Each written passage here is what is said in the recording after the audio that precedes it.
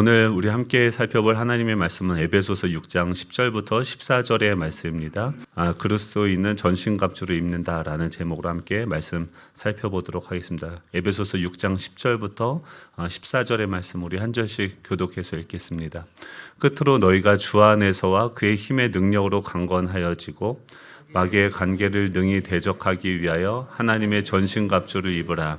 우리의 씨름은 혈과 육을 상대하는 것이 아니요 통치자들과 권세들과 이 어둠의 세상 주관자들과 하늘에 있는 악한 악의 영들을 상대함이라. 그러므로 하나님의 전신갑주를 취하라. 이는 악한 날에 너희가 능히 대적하고 모든 일을 행한 후에 서기 위함이라. 같이 읽습니다. 그런즉 서서 진리로 너희 허리띠를 띠고 의의 호심경을 붙이고. 아멘. 우리 좌우에 계신 분들과 우리 이렇게 인사하면 좋겠습니다. 당신은 무슨 마음을 먹고 계십니까? 네, 여러분. 네, 아침은 드셨습니까? 네. 저는 아침에 주먹밥을 먹었는데 주먹을 먹었습니다. 근데 그 밥을 저희가 맨날 먹잖아요. 먹을 때 신경을 씁니다. 점심 먹을 때도 오늘 뭐 먹지 고민을 하고 또 어떤 것을 먹느냐에 따라서 우리 몸의 상태가 결정되죠. 건강한 걸 먹으면 몸이 건강해지고 상한 거 먹으면은 또 뱃속에서 탈이 나고 뭐가 이제 부글부글되고 문제가 생기죠.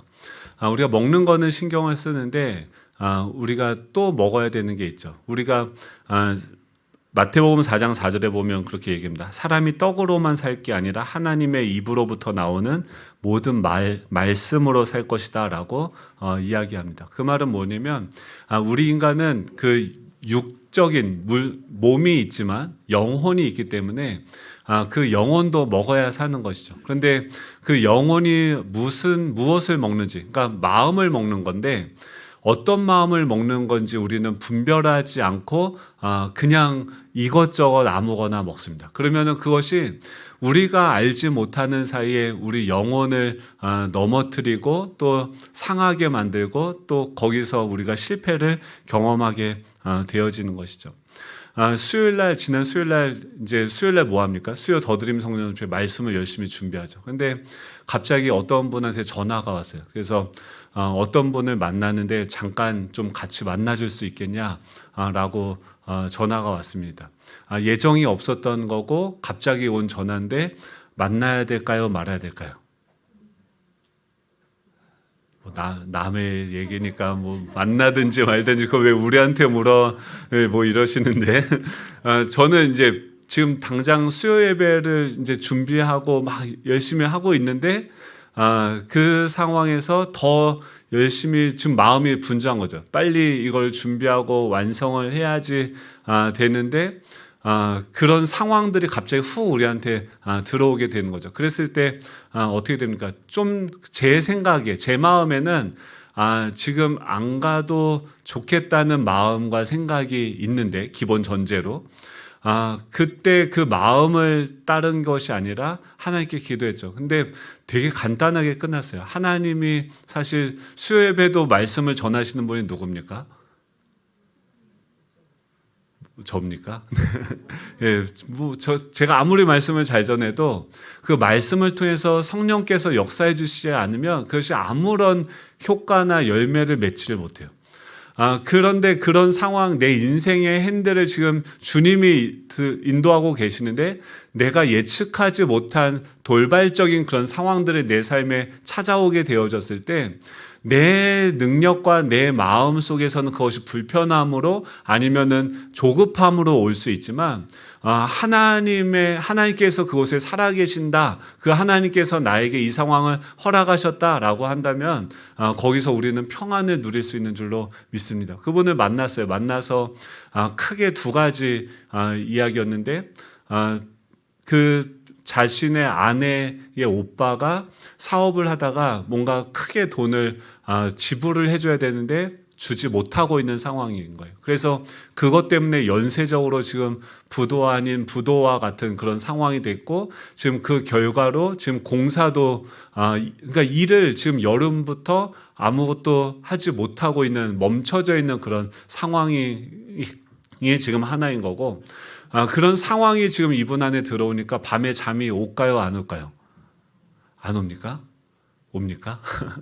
안 오죠. 그래서 불면증으로 시달리고 있는 게 그건 지금 너무 힘든 상황이죠. 그런데 그 몇 달 전에 또 위암 수술을 해서 위암 수술을 했죠. 그런 경제적인 고난이 찾아왔죠. 또 그런 것들이 지금 그 마음 속에 그 문제들이 들어와서 그것이 마음 속에서 계속해서 움직이고 있으니까 여러분 힘들겠죠. 여러분 이런 상황이 되면 어떠시겠습니까? 하나님이 살아계시죠. 우리의 삶을 인도하고 계시죠. 근데 뭐 하고 계시는 걸까요?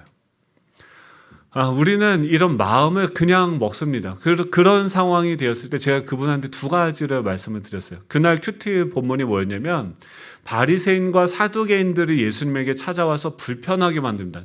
서로 같은 편도 아닌데 같은 편을 먹고선 예수님을 공격하는 그 장면이 나오는데 그러면은 그 예수님은 그 사람들이 와서 자신을 공격하는 그 멀리서부터 와가지고 자기를 괴롭히고 힘들게 하는데 그런 상황이 오면 어떤 마음이 들까요? 섭섭한 마음들, 왜 이 사람들은 왜 나한테 이런 식으로 반응해? 라는 그런 마음들을 먹을 수 있겠죠. 그런데 예수님께서는 오히려 그 사람들에 대해서 반응하지 않고 하나님으로부터 오는 그 마음을 드시고 나서 그 사람들을 데리고 산으로 올라가셔서 칠병이어의 기적을 베푸시는 역사를 나타내죠. 그러면서 제자들한테 뭐라고 하냐면 내가 이 무리들을 불쌍히 여기노라 라고 하는 거예요. 즉 예수님의 마음은 어떤 마음이냐면 하나님께서 지금 그 영혼들을 불쌍히 여기는 마음을 드셨다라고 하는 것이죠.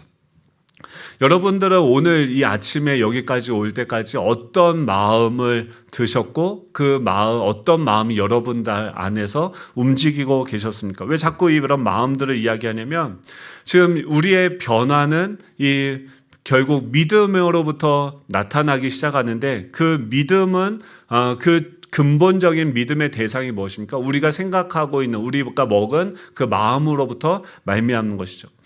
이 제자들의 변화가 어떻게 일어나냐면 제자들이 요한복음 2장 22절에 이렇게 얘기합니다. 죽은 자 가운데서 살아나신 후에야 제자들이 이 말씀하신 것을 기억하고 성경과 예수께서 하신 말씀을 믿었더라라고 이야기합니다.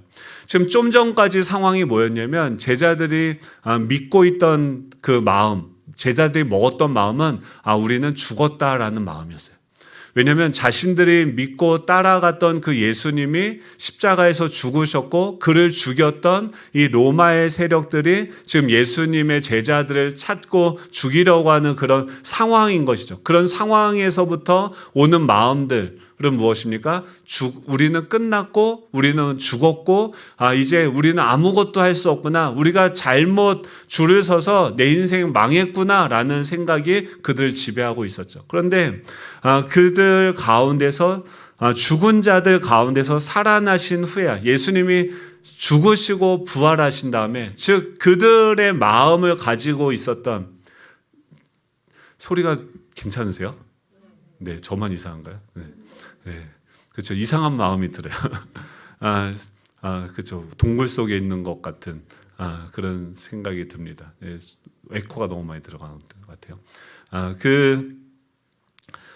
그렇죠. 계속 이런 생각들이 계속 들어와요. 마음속에. 근데 그 제자들이 좀 전까지 죽을 것 같은 마음이 들어서 그 마음을 믿고 행동한 것은 뭐냐면 숨고 도망가고 회피하는 거였어요.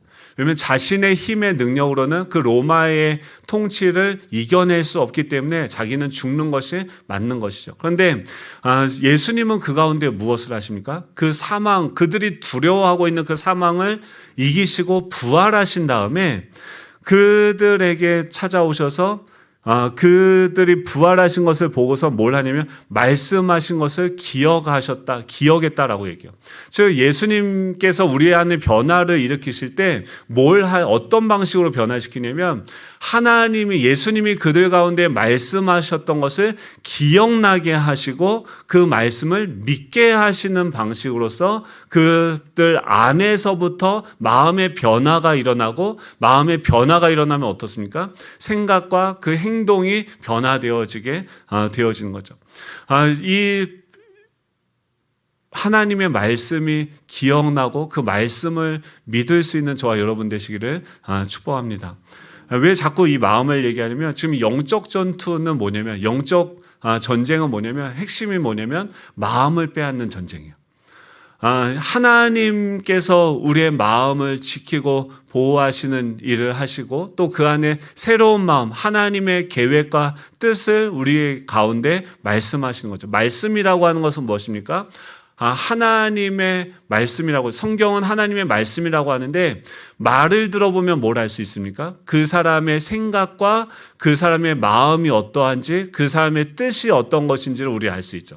즉 이 성경을 우리가 들으면 지금 이곳에 살아계시는 그 하나님께서 우리에게 어떤 마음을, 어떤 생각을, 어떤 뜻을 가지고 계시는지를 우리는 알 수 있는 거죠. 그런데 사단은 어떻게 합니까? 이 사단이 존재하죠.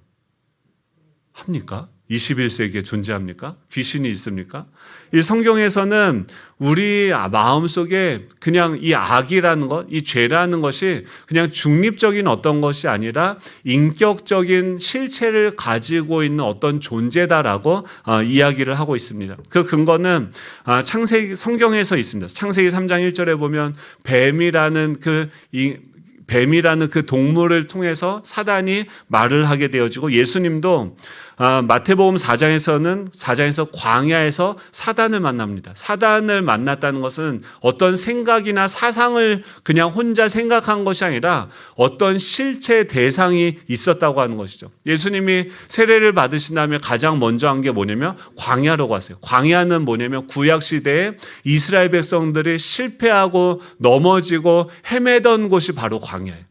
그런데 그때 그 광야에서 이스라엘 백성들이 실패하고 넘어지고 그 헤매던 곳에 무엇도 있었습니까? 예수 그리스도도 불기둥과 구름기둥으로 그들 가운데 인도하셨고 그들을 불꽃 같은 눈동자로 지키고 보호하시는 일들을 했어요. 그런데 구약시대에는 이 새 언약의 말씀이 우리 가운데 주어지지 않았기 때문에 그 세상이 눈에 보이는 게 전부였었고, 이 율법의 판에 기록되어져 있는 말씀만이 전부였었습니다.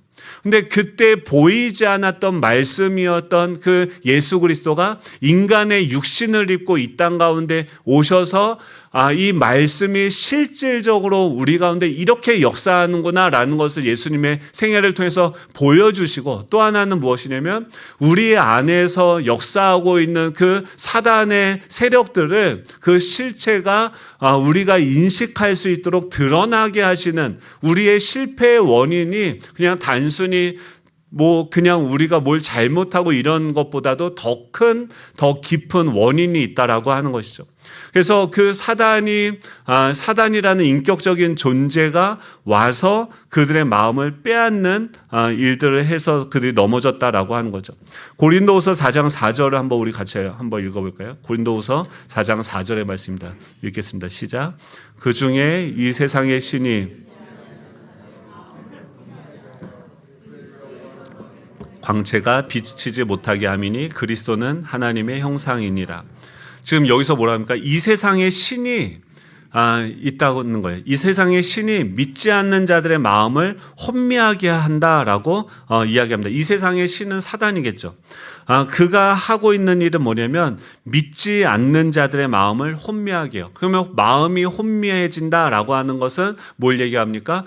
혼미하다를 쉬운 성경에서는 어둡게 한다라고 얘기했고, 그 어두운 마음은 믿지 않는 마음이다라고 이야기하는 것이죠. 그래서 그 목표는 무엇이냐면 믿지 않는 자들의 마음을 어둡게 해서 그리스도의 영광의 복음의 빛을 보지 못하게 한다는 거예요. 즉 사단은 와서 하는 게 한 가지입니다. 우리의 마음을 빼앗아서 이곳에 함께하고 계시는 그 하나님이 살아계시고 지금도 역사하고 인도하고 계시는데 그 하나님을 인식하고 알지 못하고 믿지 못하게 하는 우리의 마음을 빼앗는 일을 하고 있다라고 하는 것이죠. 즉 지금 여러분 드라마 보십니까? 요새 카지노라는 드라마 보십니까? 안 보시죠? 저희 교회는 저만 드라마 보는 것 같아요.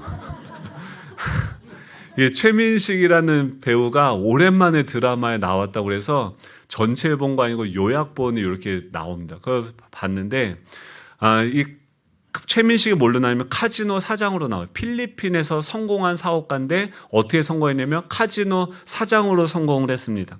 근데 그 사람들이 어떻게 돈을 버는가 그 방법을 보여주는데 영업사원들이 있어요. 카지노에 영업사원들이 있는데 그 영업사원 중에 하나가 한국에 있는 중견기업의 어떤 사장을 꼬셔서 필리핀으로 가족여행을 오게 만들어요. 그래서 이 최민식이 그 필리핀에서 성공한 사업가라고 소개하면서 한번 만나서 식사를 하게 하는 데까지 인도하는 게 그 영업사원의 역할이에요.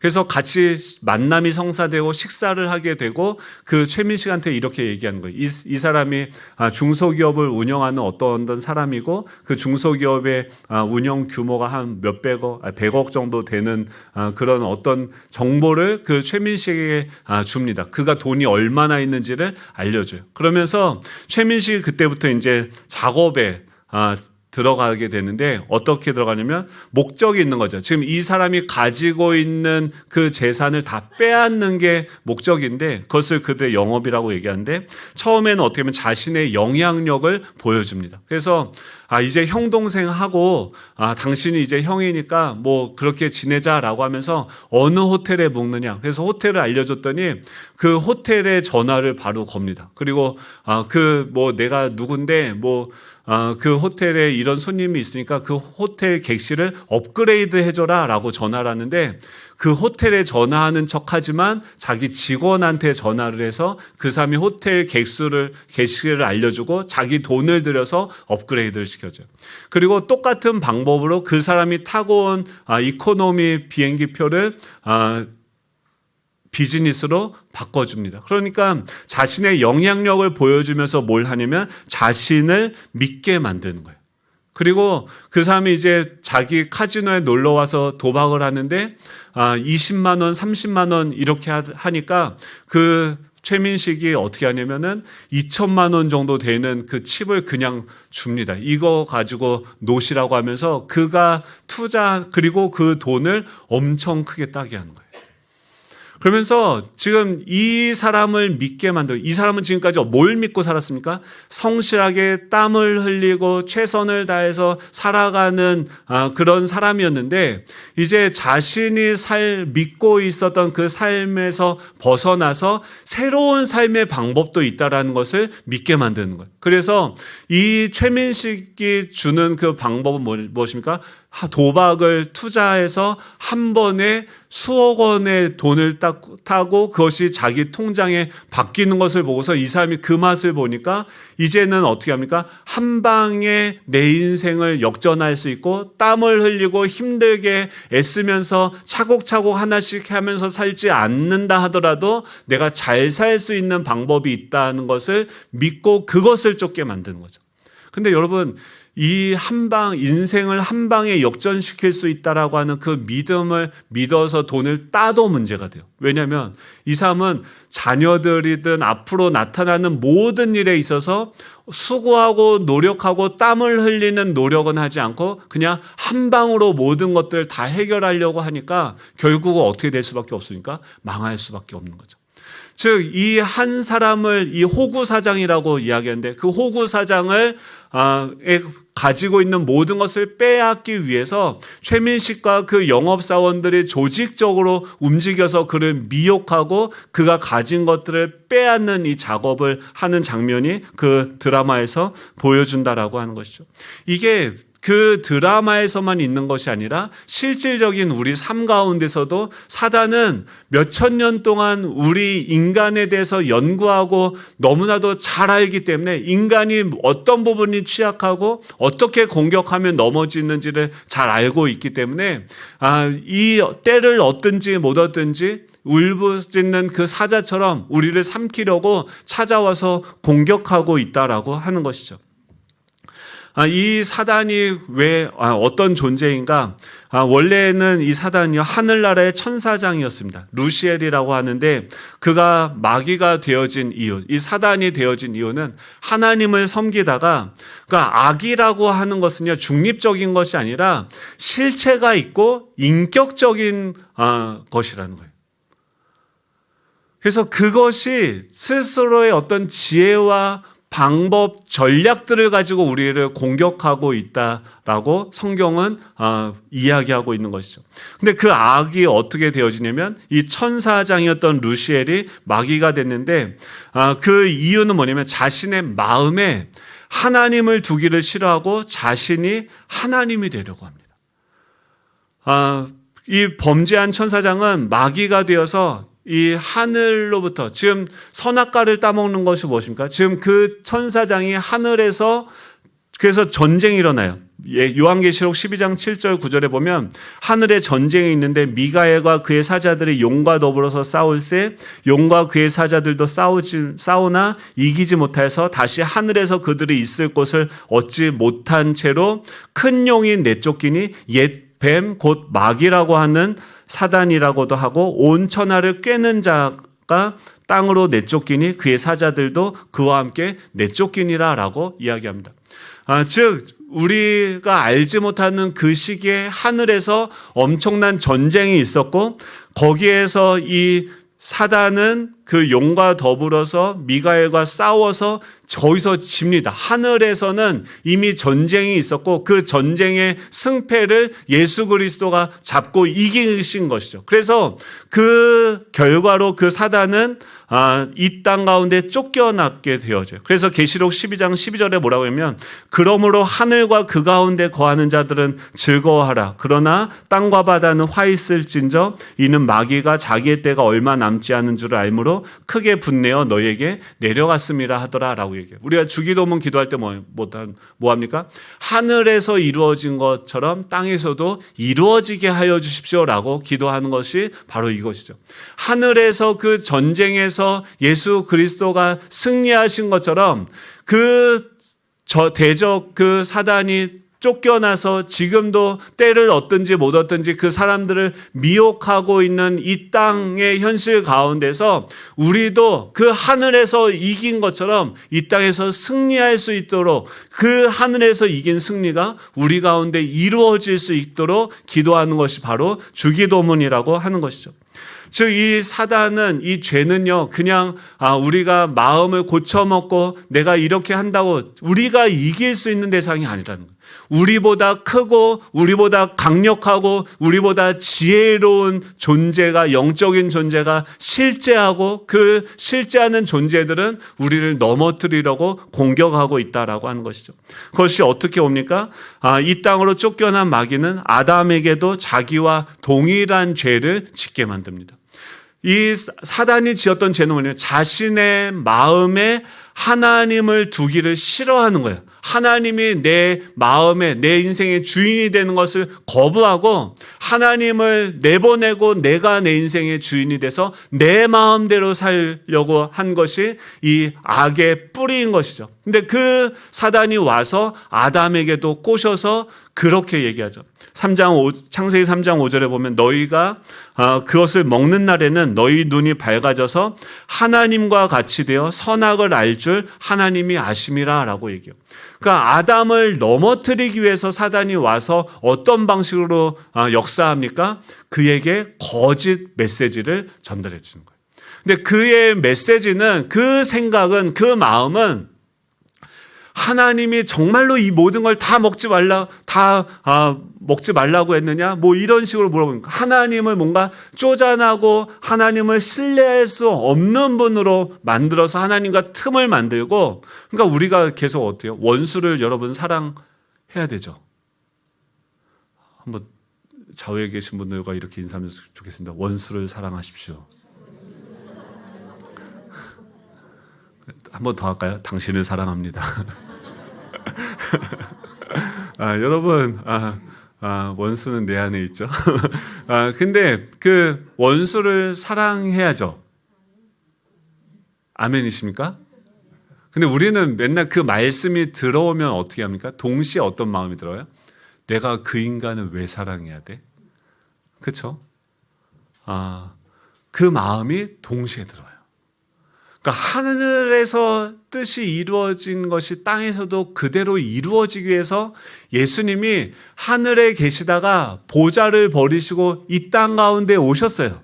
그래서 뭘 하냐면 하나님을 내 마음에 두고 지금 바리새인과 사두개인들이 편을 먹고 자기를 공격하는 그 상황 속에서도 하나님의 뜻이 무엇인지를 듣고 그분의 말씀에 순종함으로써 지금 자신을 이용하고 또 자신을 조롱하고 자신을 배신할 그 사람들을 대상으로서 아가페적인 그 사랑으로 사랑하시는 것, 그들을 보시면서 주님 뭐라고 하면 내가 이 무리들을 불쌍히 여기노라 라고 얘기해요.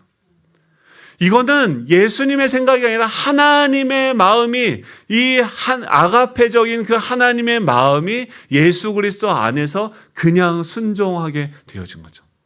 여러분, 이 땅에서 승리는 어떻게 이루어집니까? 그 사단은 계속해서 우리의 마음을 속이고 우리의 마음을 빼앗아가서 로마서 3장 23절에 모든 사람이 죄를 범하였으며 하나님의 영광에 이르지 못해요. 우리는 그 죄가 들어옴으로 말미암아 내 마음과 내 원하는 대로만 살아가지, 그래서 내가 행복하고 내가 좋아하는 방식으로 살아가지 하나님이 원하시는 대로 살아가기를 원하지 않습니다.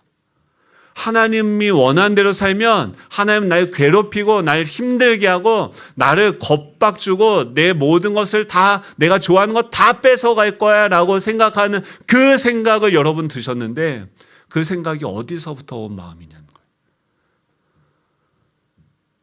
우리는 그냥 단순히 그 마음을 먹는데 그게 하나님으로부터 오는 마음인지 이 사단으로부터 오는 마음인지 분별이 필요하다라고 하는 거죠. 그게 우리 마음속에 이루어지는 전쟁이라고 하는 것입니다. 로마서 1장 28절에 보면 이사야서 53장 6절에 보면 우리는 다 양 같아서 그릇 행하였다. 그래서 각기 제 길로 갔거든. 이제 우리는 양같이 그릇 행하여서 각자 자기의 길로 가게 되어졌고 갖게 되어졌다. 그리고 로마서 1장 28절에 보면 그들이 마음에 하나님 두기를 싫어하며 하나님께서 그들을 그 상실한 마음대로 내버려 두사 합당하지 못한 일을 하게 하셨다라고 이야기합니다. 즉 이 우리의 마음이 빼앗겼다, 전쟁에서 넘어졌다, 졌다고 하는 것은 하나님을 우리 마음에 두기를 싫어함으로써 그 상실한 마음대로 내버려 두는 거죠. 저 인간들 왜 저렇게 사는데 하나님 가만히 계시오. 우린 조금만 잘못된 생각만 먹어도 하나님이 불편하게 만들고 남들은 그냥 죄 짓고도 잘 사는데 날마다 우리는 계속 죄 짓는 게 더 힘들죠. 죄 짓고 나면 죄책감에 또 불편하고 저 원수를 사랑해야 되는 건 아는데 주님 어쩌라고요. 하고 나서 또 자책하고 절망하고 주여 나에게 사랑할 수 있는 능력을 달라고 결국은 하나님 앞에 엎드리는 게 우리 삶 아닙니까? 왜 그렇습니까? 우리가 그 사망의 왕노릇하는 그 사단이 왕노릇하는 그 나라에서부터 우리가 국적이 옮겨져서 사랑의 아들의 나라로 우리가 소속이 바뀌었기 때문에 하나님, 우리의 인생의 방향이 지금 저와 여러분들의 인생을 하나님이 드라이브해 가셔서 어디로 가냐면 하나님께로 가고 하나님을 닮은 존재로 만들어가고 있기 때문에 우리가 어떻게 됩니까? 그것에 순종할 때마다 이 새로운 세계가 우리 가운데 펼쳐지게 되는 거죠. 사단이 거짓말하는 것이 무엇입니까? 여러분 개인적으로는 그런 걸 믿게 하죠. 여러분은 아름다우십니까? 여러분은 거울 보시면서 근데 여러분 안 놀라십니까? 아침마다?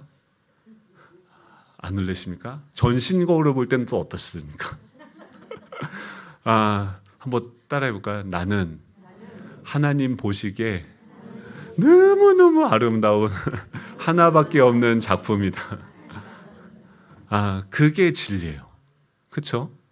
근데 세상은 뭘 얘기합니까? TV나 매스컴을 통해서 키 165에 45kg이 어떻게 나오는지 모르겠는데 그렇게 하면서 막 이렇게 저렇게 근데 모델들 이렇게 일상을 추적하는 걸 보니까 그 사진을 찍기 위해서 그 모델들도 배가 이렇게 나오더라고요. 출렁출렁 하더라고. 출렁출렁까지는 아니어도 하더라고요. 나오더라고요, 똥배가. 근데 그 사진 한 장을 찍기 위해서 이틀을 굶고 물도 안 마시고 그 사진을 찍는 그 순간만 숨을 들이마시고선 딱 세상에서 가장 행복한 표정으로 딱 찍는 그 순간을 가지고서 이게 너희가 따라야 되는 미의 기준이야 하고 우리를 제시하죠. 그래서 우리는 어떻게 합니까? 어머나 저머나 하면서 SNS에 나온 그 인간들의 사진을 보면서 평생 다이어트 하죠. 여러분 다이어트로부터 자유로워질 수 있는 저와 여러분 되시길 축복합니다. 우리가 따라야 되는 미의 기준은 그 165에 45kg가 아닌 것이죠. 정말 아름다운 것은 무엇입니까? 하나님 안에 진짜 진선미가 있는 것이죠. 여러분 또 잘못된 그 사랑은 여러분 남편을 사랑하시죠? 점점 왜 소리가 작아지십니까? 아내를 사랑하십니까? 근데 그 사랑이 뭐냐면, 그러니까 우리가 사랑이라고 사랑한다. 근데 결혼하고 좀 지나면 뭐라면, 이제 우린 그냥 친구야. 여러분 친구야. 그리고 더 나이가 들면 어떻게 됩니까? 저 내가 안 데리고 살면 누가 데리고 살아? 하면서 내가 책임져야지 하면서 사는 거는 사랑입니까? 아닙니까? 내가 데리고 사는 그 사랑은 사랑입니까? 아닙니까? 우리는 친구야 이제 그거는 사랑입니까? 아닙니까? 그 사랑을 세상은 뭘 얘기하냐면 결핍의 사랑을 사랑이라고 얘기해요. 결핍 사랑은 뭐냐면 자신의 욕구를 채우려는 사랑. 그래서 에로스적인 사랑. 그래서 뭔가 열정적이고 끌리는 막 근데 여러분 막 마음이 막 밤새 보고 싶고 막 전화 통화를 막 했는데 또 보고 싶고 그 끊은 다음에 또 막 보고 싶은데 만약에 제가 한 80, 90이 됐는데도 그러면 어떻게 될까요? 여러분 그러면 침대에서 죽을 가능성이 높습니다. 여러분 그거는 20대 때 잠깐 그런 거고 그 사랑 에로스도 사랑이지만 더 지나가서는 뭐예요? 필리아적인 사랑, 친밀감을 친구와 동질감을 느끼는 그 친구의 우정의 사랑은 무엇입니까? 이것도 사랑이에요. 그리고 더 깊어지는 사랑은 뭐냐면 의지를 동원해서 그 사람을 내가 책임지고 끝까지 함께하는 그 헌신적인 그 사랑, 아가페적인 사랑, 그 사람을 책임지는 사랑, 내가 데리고 살아야지 누가 데리고 살아야 하는 그것도 성경에서 말하는 하나님의 사랑이에요. 하나님이 그 사랑으로 우리를 사랑하시는 거예요. 이 인간 나 아니면 어떻게 살겠어? 하면서 하나님이 자녀 삼아주시고 날마다 우리를 책임지는 사랑으로 하시는 거 아닙니까? 성경에서 말하는 이 사랑이라는 것은 진리는 이 다양한 사랑, 온전한 사랑으로 우리로 하여금 나아가게 하는데 세상적인 그 세상은 뭐라고 얘기합니까? 너는 그건 사랑이 아니야.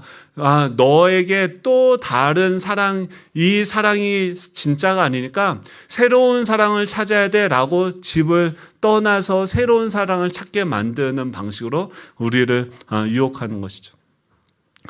교회 안에서도 이 사단은 어떻게 합니까? 이 복음을 타락시키죠. 그래서 예배는 무엇입니까? 복음은 무엇입니까? 그런 죄인된 우리를 위해서 하나님께서 어떤 일을 하셨는가를 우리가 믿는 게 이 복음인 것이죠.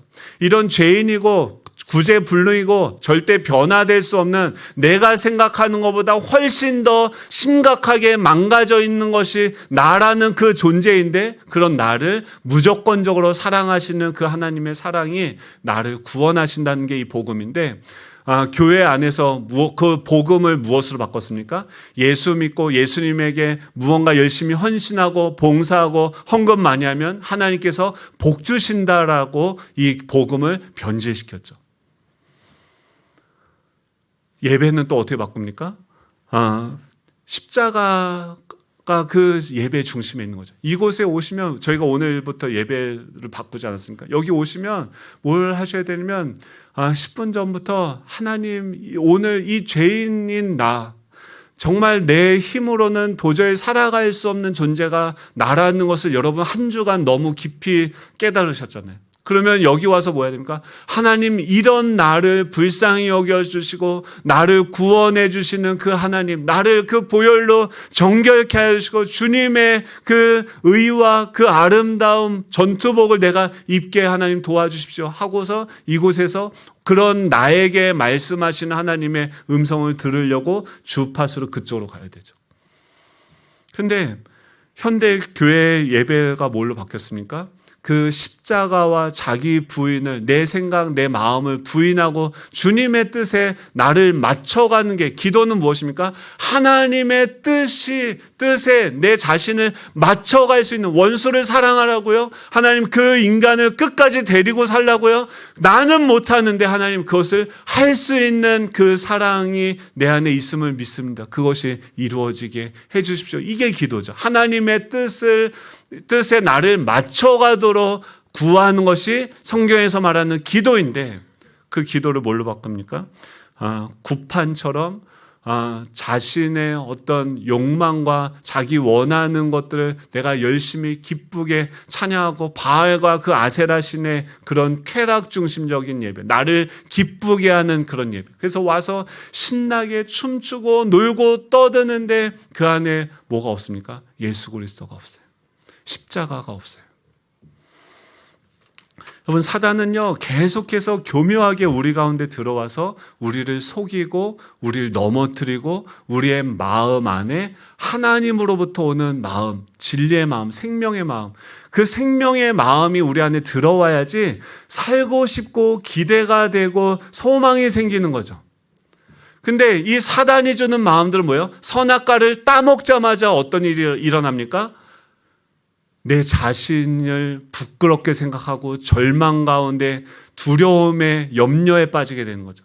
내가 하나님이 되려고 하는 순간 내 모든 인생을 책임도 질 수 없는 존재가 책임지려고 하니까, 내 미래도 알 수 없는 존재가 그 미래를 개척하고 책임지려고 하니까, 여러분 그 만난 그분이 불면증인데, 불면증 두 가지 말씀드렸어요. 첫 번째 뭐였냐면 마음을 아무거나 드시지 말고 마음을 가려서 드셔야 된다. 하나님께로부터 오는 그 마음을 먹어야 살아나요. 소망이 생겨요. 또 하나는 뭐냐면, 왜 불면증이 오는가? 여러분, 운전할 때 자면 돼요, 안 돼요? 안 돼요.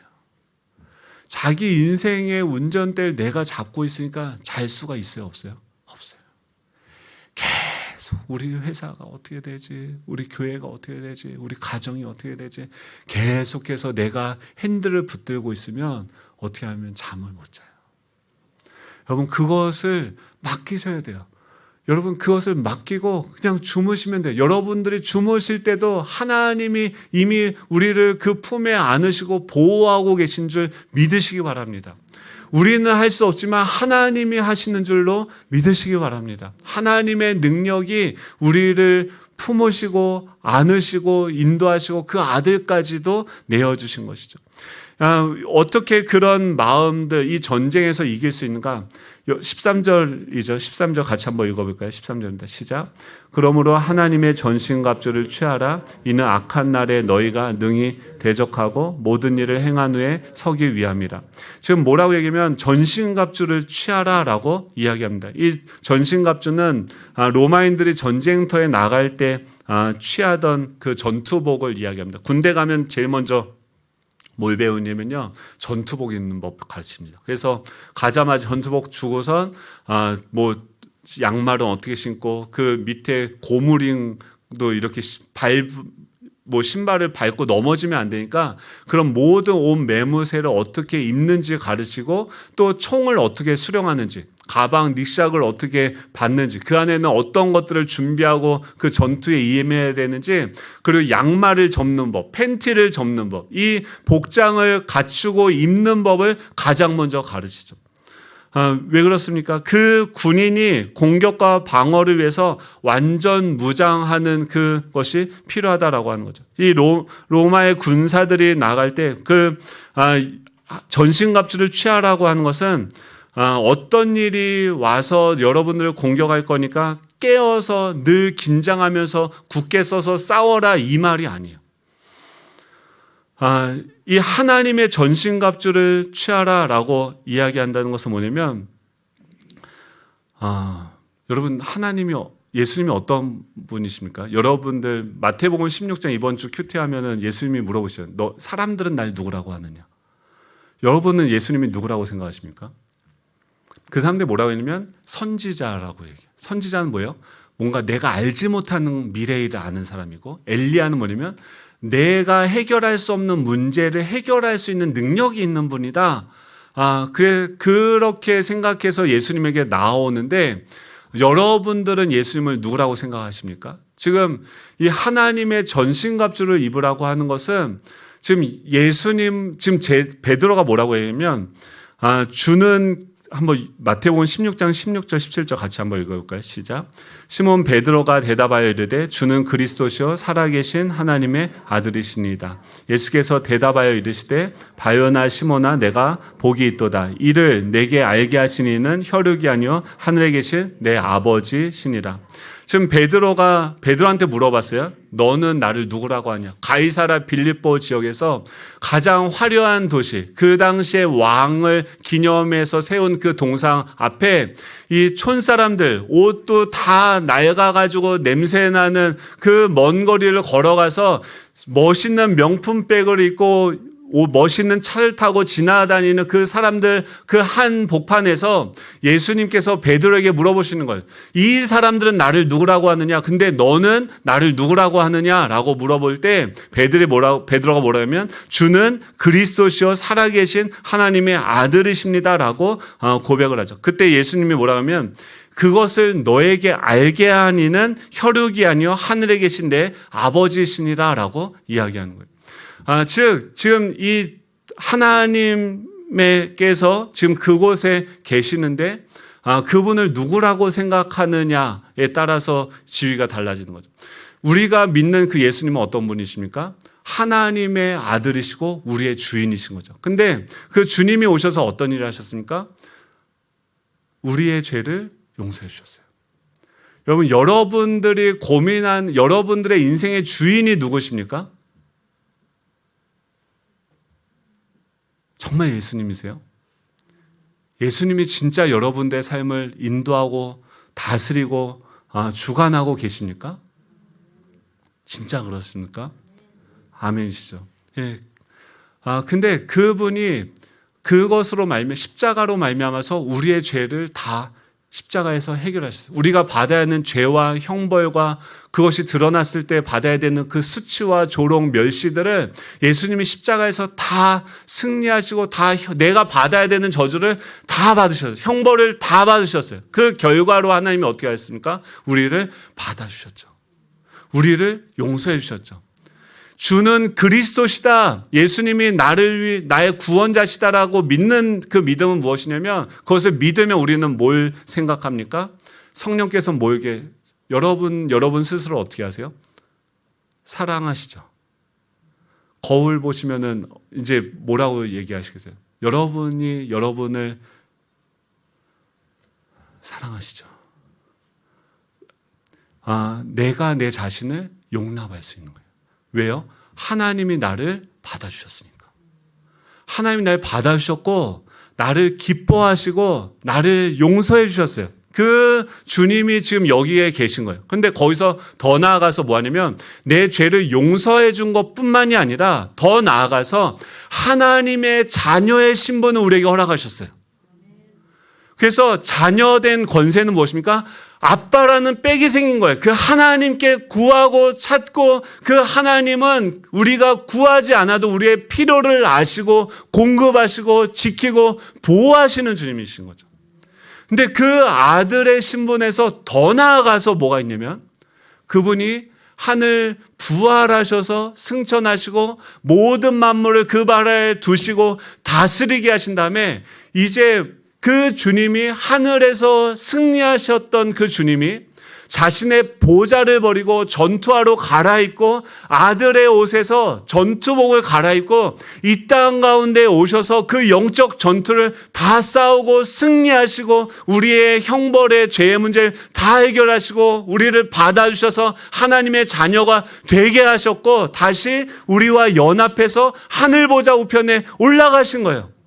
아까 우리 찬양하는 것처럼 우리가 하나님을 찬양할 때 온 천군 천사들 우리가 어디 있냐면 그 하늘의 모든 만물을 다 다스리고 계시는 그 하나님, 모든 것을 다 이루시고 승리하신 그 주님 보좌 앞에 우리가 있는 거죠. 근데 그 주님이 뭐라고 하냐면 아까 우리 1부 때 찬양하는데 이영림 권사님이 찬양을 하는데 찬양하려고 이제 서 있는데 정재희 씨가 막 옷을 갖고 오시더라고요. 그래서 입으라고. 아이고 여기서 사랑 타령을 하시더라고요. 부럽더라고요. 근데 그게 뭐예요? 왜 그랬냐면 저번에 옷을 잊어버리고 놓고 가셔서 남편이 그걸 챙겨서 온 거예요. 근데 하나님의 전신갑주를 입으라고 하는 것은 뭐냐면 자녀의 옷을 입은 우리에게 이제 하나님이 이 땅 가운데 하나님이 아들을 파송하셨던 것처럼 이제는 그 땅에서도 사단의 권세를 이기고 승리하셨어요. 이미 이 땅에서 결론이 났어요. 하나님의 나라가 이겼어요. 그런데 여전히 그 사실을 알지 못하는 사단의 그들의 오야붕은 이미 패배했지만 그들의 졸개들이 여전히 빨치산처럼 여기저기에 숨어서 그 택한 백성들을 끝까지 미혹하려고 공격하고 있는데 이제 너 가서 그 기쁜 소식을 전해라. 전투복 내가 승리한 그들의 머리를 짓밟은 그 승리의 전투복을 입고 내가 주는 무기를 들고 그 허리띠에 총탄을 메고 그곳으로 나아가라고 우리를 보내시는 거예요. 여러분, 이 하나님의 전신갑주를 입는 것은 우리가 깨어서 이 싸움을 내가 열심히 뭔가 잠도 못 자고 열심히 싸우는 그것이 아닙니다. 그리스도께서 이미 십자가에서 승리하시고 보좌 우편에 앉아 계신 그 주님, 거긴 앉아 계세요. 그 말은 뭐냐면 다 이루셨고 이미 승리하셨다라고 하는 거예요. 그 하나님께서 이루신 결론이 우리의 결론이 되게 하는 그 사역이 무엇입니까? 우리가 그 전신갑주를 이 땅에서 입는 거예요. 그것은 믿음으로 입는 것입니다. 그것을 어떻게 했습니까? 지금 베드로가 뭐라고 얘기해요? 바요나 시몬아 너가 복이 있도다. 이를 알게 하시는 이는 내 혈육이 아니요 너가 깨달은 게 아니라 하나님 하늘에 계신 내 아버지로다라고. 즉 하나님은 계속해서 이 진리의 허리띠를 띈다고 하는 것은 그 하나님의 말씀 오늘 아무튼 꼬였어요. 네. 이 반석 위에 그 주는 그리스도시요 살아계신 하나님의 아들이십니다. 그분이 어떤 분으로 여러분들에게 보여지십니까? 여러분들과 동행하는 주님이 어떤 분이세요? 그냥 그 그리스도 밖에서 지혜와 능력만을 구하는 그 사람들이 있는 것이고 그 제자로서 예수님과 함께 하면서도 이게 수준이 다 다르죠. 예수님이 십자가에 우리를 위해서 죽으셨다는 것, 우리의 죄의 문제, 사망의 문제가 다 해결됐다는 것을 몰랐을 때의 제자들이 있고 이제 그것을 알게 되어지니까 어떻게 됩니까? 자유롭게 그 하나님이 우리와 함께하고 계시는. 근데 사도행전에서는 뭐예요? 내가 너희들에게 예비한 것을 기다려라고 말씀하시며 성령을 부어주시는데 그 성령을 받게 되어지니까 그들은 어떻게 합니까? 사방으로 온 유대와 사마리아 땅끝까지 나아가서 그분의 증인이 되어지는 것이죠. 이게 무엇입니까? 영적인 전신갑주를 입고 세상 가운데 나아가서 그 땅을 정복하는 자들의 삶인 것이죠. 여러분 이곳으로 우리를 부르신다는 거예요. 그것은 어떻게 합니까?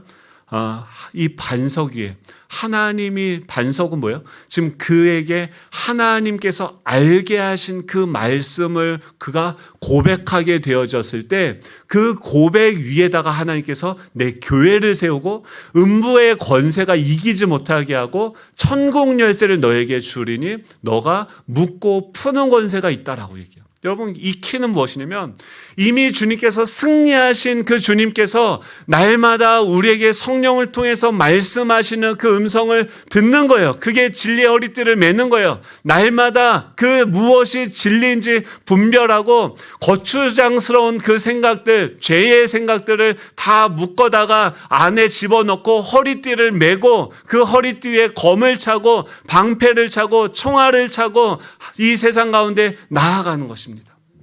여러분, 이 진리의 허리띠는 무엇입니까? 아까 그 도박에서 카지노 도박을 믿는 그 사람은 뭐예요? 한 방이면 내 인생이 역전된다고 하는데 그 사람은 맨날 뭘 믿고 살아요? 한 방을 믿고 살아요. 망할 수밖에 없습니다. 165에 45kg를 믿는 사람은 뭐예요? 맨날 뭐 먹어야 돼, 뭐 먹어야 돼, 뭐 먹어야 돼, 뭐 먹지 말아야 돼. 평생 다이어트 하다가 죽는 거예요. 우리는 뭐냐면 거룩한 존재예요. 하나님의 보내심을 받은 존재예요. 예수 그리스도가 그 하늘 보좌를 버리고 이 땅 가운데 오셔서 하셨던 그 예수 그리스도의 사역에 참여하는 자들이 저와 여러분인 줄로 믿습니다. 다윗은 무엇입니까? 다윗은 하나님의 마음에 합한 자라고 이야기했죠. 시편 139편 23절 24절 우리가 같이 한번 읽어볼까요? 시작. 하나님이여 나를 살피사 내 마음을 아시며 나를 시험하사 내 뜻을 아옵소서. 내게 무슨 악한 행위가 있나 보시고 나를 영원한 길로 인도하소서. 이 다윗은요, 도덕적으로 흠잡을 데가 없는 사람이 아니었어요.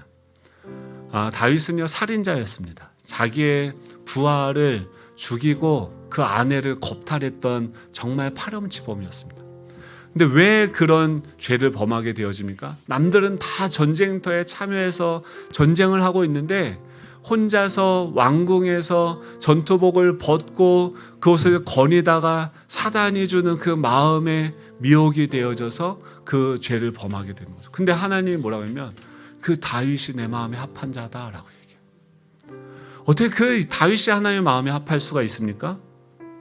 다윗이 뭐가 맞았냐면 그 내면의 죄를 짓고 나서 처음에는 어떻게 합니까? 부인하고 숨기고 해요. 근데 나단 선지자를 보내서 그 죄를 지적하자 마침내 그 자신이 죄를 지었다는 것을 직면하고 그는 하나님께 회개하게 되어집니다.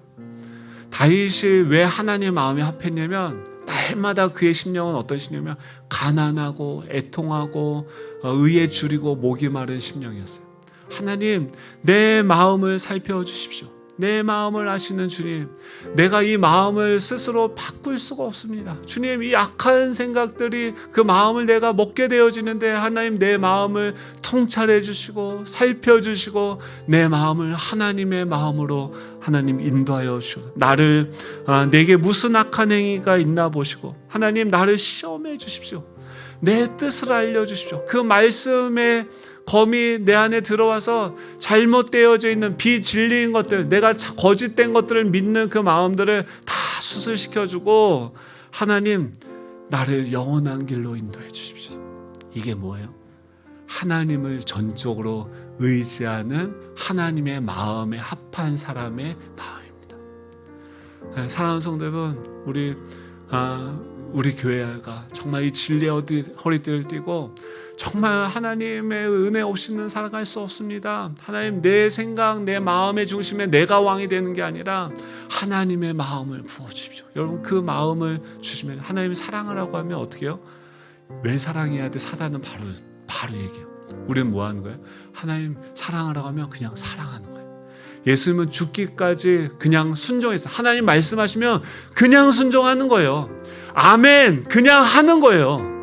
내가 납득되든 안 되든 하라고 하면 하는 거예요. 근데 그렇게 되어졌을 때 뭐가 일어나냐면 그는 하나님이 죽으라고 하니까 죽었는데 그가 죽고 나니까 하나님이 움직이기 시작하는 거예요. 그 부활의 능력으로 그를 사망해서 그를 다시 일으키고 그를 지극히 높이시며 이 땅의 모든 것들을 그 발 아래 두시며 하늘 보좌 우편에 앉히사 모든 것들을 다스리게 하는 줄로 믿습니다.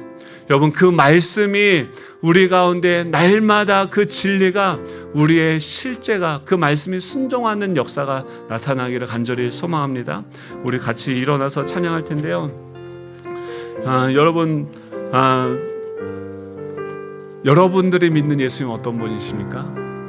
우리를 십자가에서 죽으신 것뿐만이 아니라 우리를 용서하시고 용납하시고 자녀 삼으실 뿐만이 아니라 이제는 그 보좌를 버리고 파송시키고 전투복, 자신의 그 피 묻은 전투복을 입혀주시고 그 무기를 들려주시고 너 이제 가서 나의 이름으로 금과 은이 내게 없지만 나의 이름으로 내가 너에게 위임해주는 그 권세로 세상 가운데 가서 이 복음을 증거하고 그때 내가 주는 그 사인대로 순종하면 우리가 그 모든 것들을 더하게 할 거야. 말씀하시는 그 하나님을 예배할 수 있는 교회 되게 하여 주옵소서.